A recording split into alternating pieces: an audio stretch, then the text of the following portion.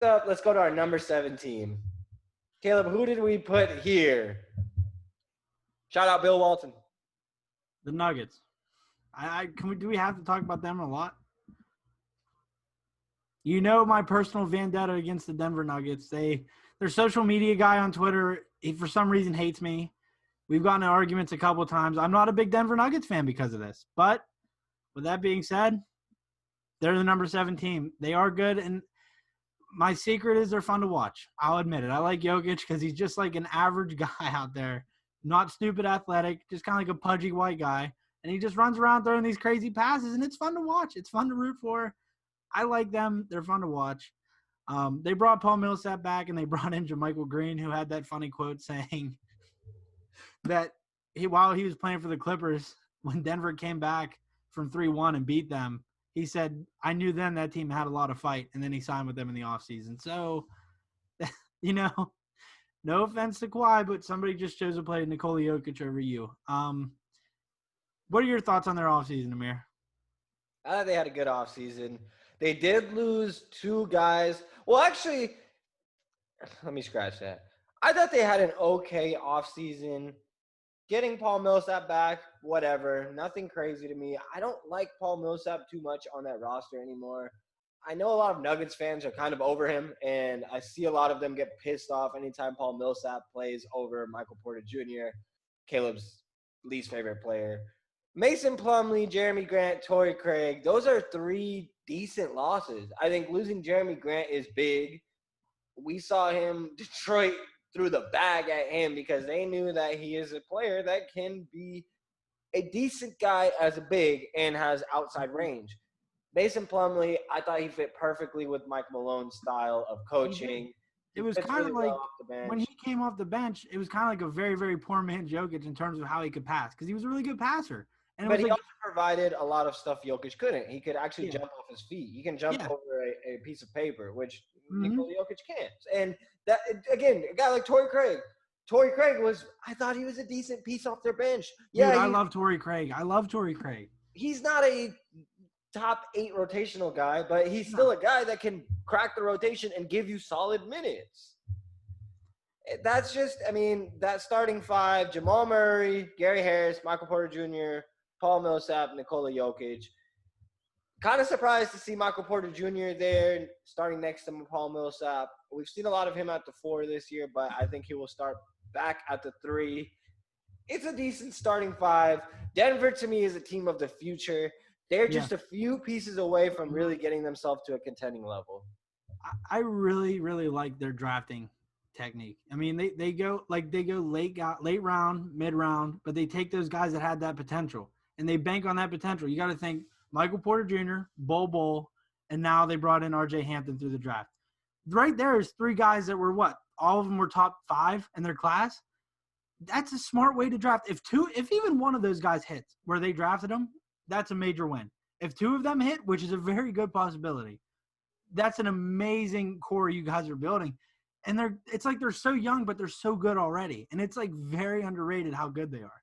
I don't think people understand how good they are because every single year they're top in the West. And the West is so tough. And they're always top 3. Like, they're a very, very good team, man. And as a Kings fan, I absolutely love Michael Malone. I would kill to have him back in Sacramento, but I'm so glad to see him having success in Denver. Can I ask a question? This is something I've always wondered. As a non-Kings fan, as a guy from the outside looking in, why did they let go of Michael Malone? Quick recap. Started off the season. He coached the team really well. They had a winning record. They were up like 7-3 at some point. DeMarcus gets sick, has viral meningitis, and ends up in the hospital, misses like 5-6 games. They lose almost all those games. General manager, Pete D'Alessandro, one of the worst GMs. You can watch the video of him picking Nick Stauskas and talking about Elfrid Payton and all that. That scars me to this day. I don't want to talk about it anymore. Pete D'Alessandro is actually in Denver now. He works in their front office, surprisingly, which is weird. That is kind of weird. I think he went to Orlando now, actually. But he was with Denver for a little bit with Malone. And pretty much he said, nah, screw Malone. Chris Mullin was with him. My dad knows Chris Mullin. Just throw in that cool little plug. Go ahead and brag about it. I used to hang out with Chris Mullin at the gym, something light. But anyways, Chris We Mullin. don't have him on this podcast. We have not interviewed Chris Mullin yet. So I'm going to write that down. Future guest, Chris Mullin will be on the podcast one day. Sure. Given that Chris Mullin, Pete D'Alessandro, all these people were idiots in the front office.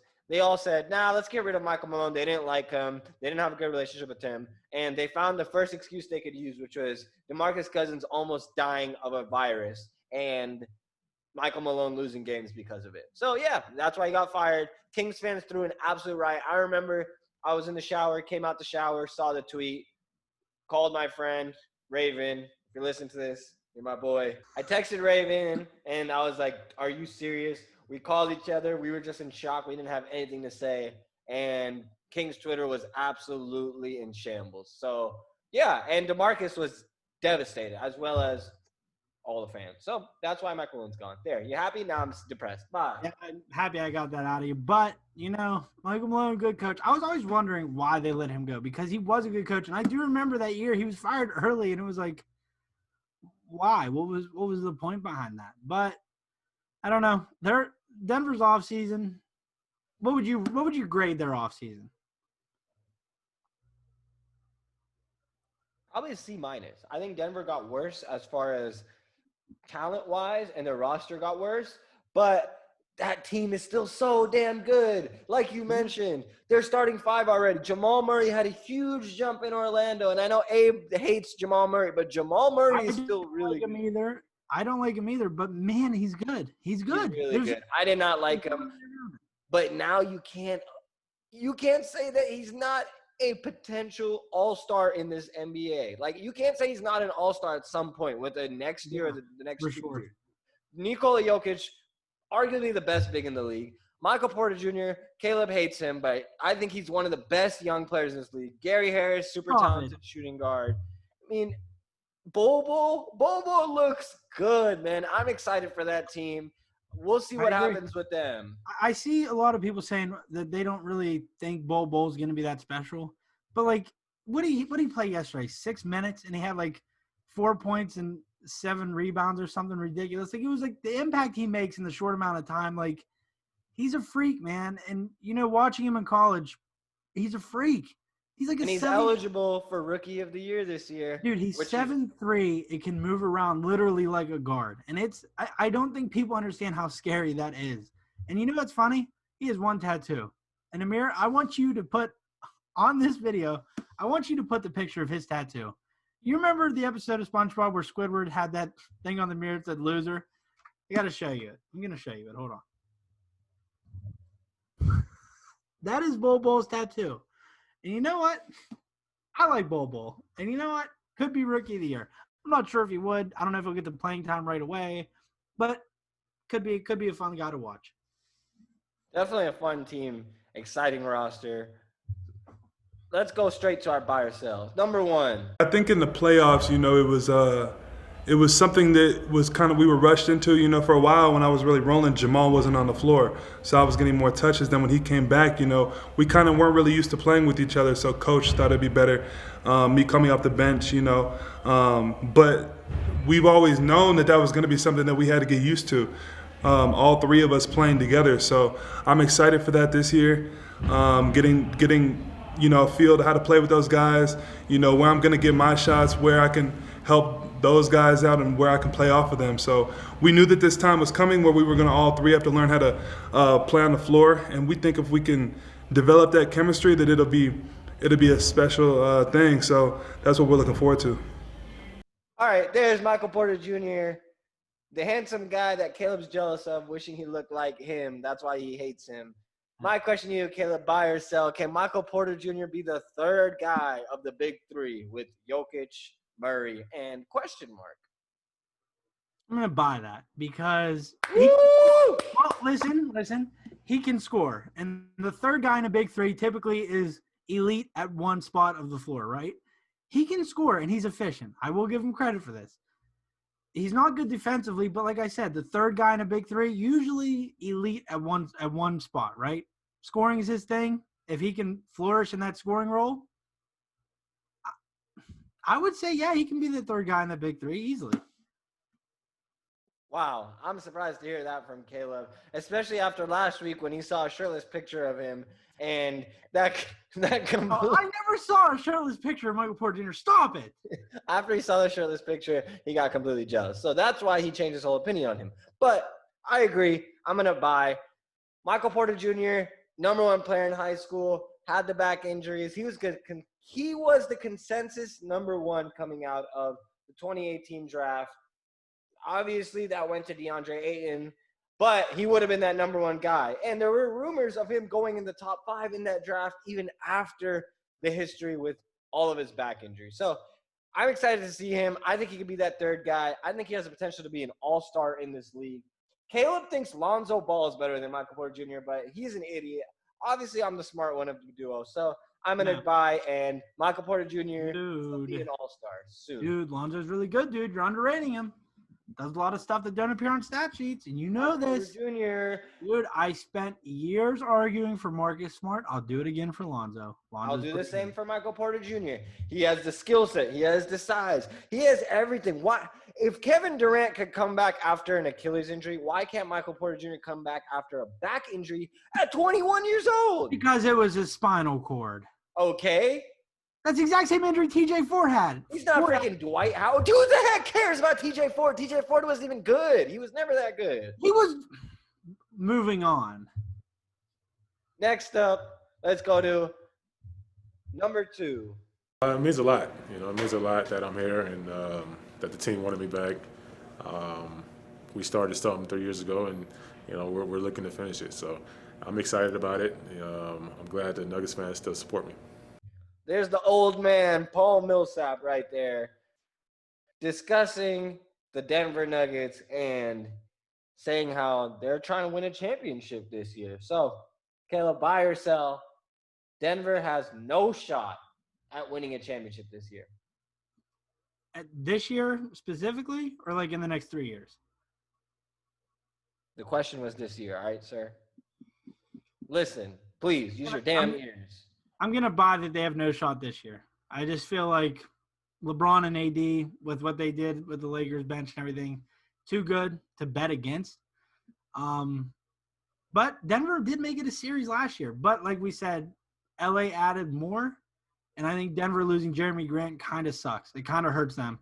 So I would guess that they don't have a shot this year. But moving forward in the future, they could. But that wasn't the question, so I'm going to stop talking before Amir puts a gun in my head. Good. I agree. I'm going by. And main reason for that, same reason as what you said, losing Jeremy Grant, losing Mason Plumlee, losing Torrey Craig. I thought they lost more than they gained. And especially on the big man side of it, yeah, you have Nikola Jokic. But as a backup, having Mason Plumlee there, having Jeremy Grant play the 4 and the 3 there, that's going to hurt losing that. So I think at the end of the day, obviously, Bobo will step into the position of Mason Plumlee and really be that guy, but not next year. And this year, they're not, or not this year. So I don't think they're going to win a championship this year. They don't have a shot. Last one, Caleb, buy or sell. Michael Malone will get fired if they get upset in the first round this year. Sell. I think he's done too much for one bad year to kind of get him out of there. You know what I mean? Like, he's achieved a lot, and I feel like for them to be like, well, you underachieved this year, you're gone. I feel like that's too reactionary. I don't think Denver would do that. I feel like Denver has the patience to see where he can take them because they're still young, man. Like, they're still young. And he's really excelled there, and I feel like 1 year slump isn't going to be enough to get him out of there. If it was like 2-3 years, maybe, but 1 year, I don't think they'll be in a rush to get him out of there. I see your point, but here's my disagreement with that. I'm going buy. And why I'm doing that is not because I think he should be fired, but it's because I think that he will be fired. Michael Malone this past year, I don't know if you recall, but a lot of Denver Nuggets Twitter was hating on him for that Utah series. They were absolutely on his case because they were down 3-1. And people are saying Michael Malone needs to go. There were already rumors starting to heat up that Michael Malone would be fired. And look at it. Had they lost one game in that series with Utah, he'd be gone. And Mhm. Michael Malone ended up going to what? The Western Conference Finals. So you can't hate on him. Obviously, they lost to a very talented Laker team, but that's the end of the day. That's the Lakers. That's LeBron. That's AD. They didn't have the talent to match up with that. At the end of the day, that's just how it is. I don't believe Michael Malone will last there if he has another bad year. So we'll see. I hope Michael Malone gets fired so we can hire him back in Sac. Dude, you guys have Luke Walton now. Be appreciative. Move on.